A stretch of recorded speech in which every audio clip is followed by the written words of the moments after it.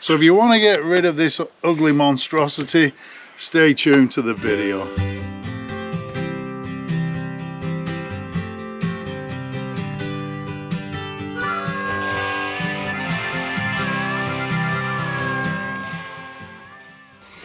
Okay, so the first thing we're going to need to do is remove the blanking plate that covers all the internals when you're not using it, and you simply get your fingers in or a screwdriver and just prise that out. It just pops off.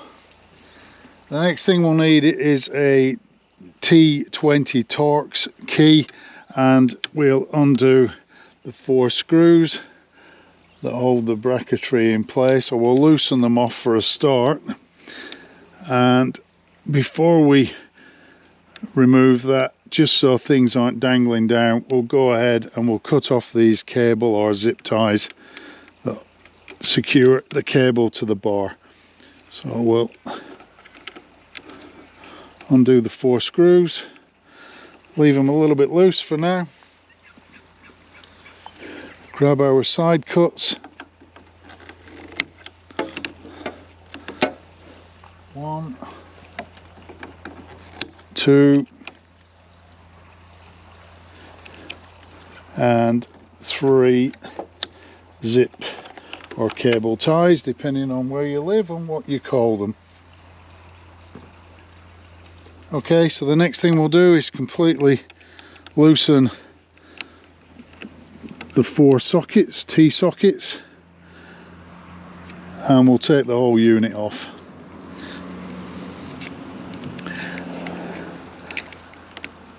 Okay, so we might just fast forward through this, guys.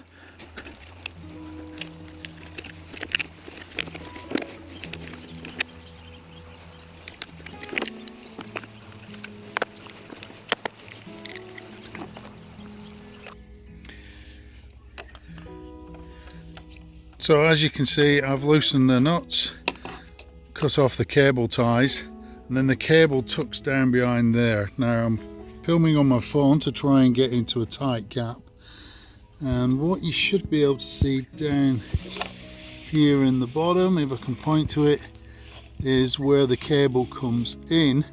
We need to undo or cut that cable tie, zip tie, and disconnect. And then what we're going to do is use some electrical tape to seal up the end of the connector so we don't get water in there whilst we're not using that connector. But we're not going to cut anything off, so we could reinstall it someday if we need to. So this is what you'll see when you take out the cable tie and remove the electrical tape. I've just unplugged that from the bike. This is all in one unit, so we'll just feed that out from the bike, and we'll store that in a safe place just in case we want to reinstall it someday. If you found that useful, please do repay the favour and hit that like and subscribe button, and I'll see you on the next one. Thanks again for dropping by. Ride safe and have a great day.